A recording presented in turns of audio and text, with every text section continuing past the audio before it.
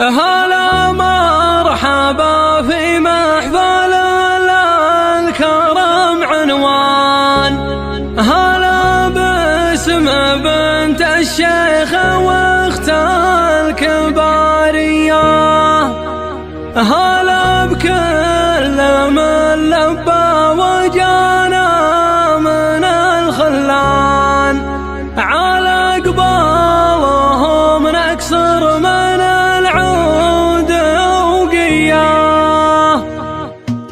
هلا مرحبا في محفل الكرم عنوان، هلا باسم بنت الشيخ واخت الكبارية، هلا بكل من لبى وجانا من الخلان، على قبالهم نكسر من العود وقياه. وتعاقب دلال صفر من الرسلان، كرامات اكرام وعادة للعتيبية. هذه يوم تركب بنت مليك من ضيفان، كفوف السخا من كف ابوها رهوية. هذه شيخة الشيخات لا عندنا النسوان، على قمة الطيب واهل السيادية. هذه بنت شيخ العز ومعرب الجدة ضوي ماجد بن فهد الطيب ماريا. عضيده على نهج الوفا والكرم، سلطان امير وشيخ روس قوم الكبارية، وله عزوة تفخر بهم نخبة الفرسان، تهون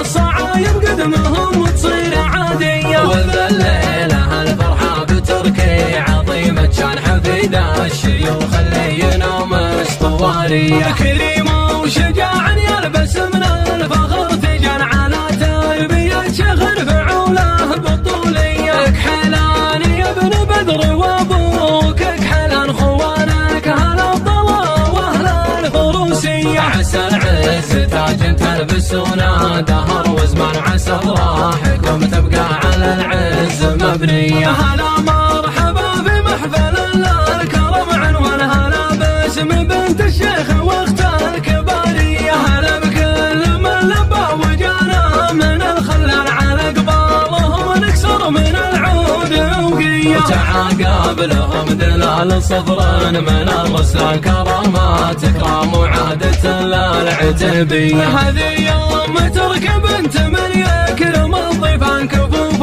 السخا من كف ابوها رهوية. هذه شيخة الشيخات لا عندنا النسوان، على قمة الطيب واهل السيادية. هذه بنت شيخ العز ومعرب الجدة ضوي ماجد بن فهد الطيب ماريا. عضيده على نهج الوفا والكرم، سلطان امير وشيخ روس قوم الكبارية، وله عزوة تفخر بهم نخبة الفرسان، تهون الصعايب قدمهم وتصير عادية. وذليلها الفرحة بتركي عظيمة شان، حفيدة الشيوخ اللي ينام اسطوارية. كريمة وشجاع يلبس من الفخر تيجان، على تربية شيخ فعوله بالطولية. كحلان يا ابن بدر وابوك كحلان، خوانك هلا الضلا واهل الفروسية. عسى العز تاج تلبسونا دهر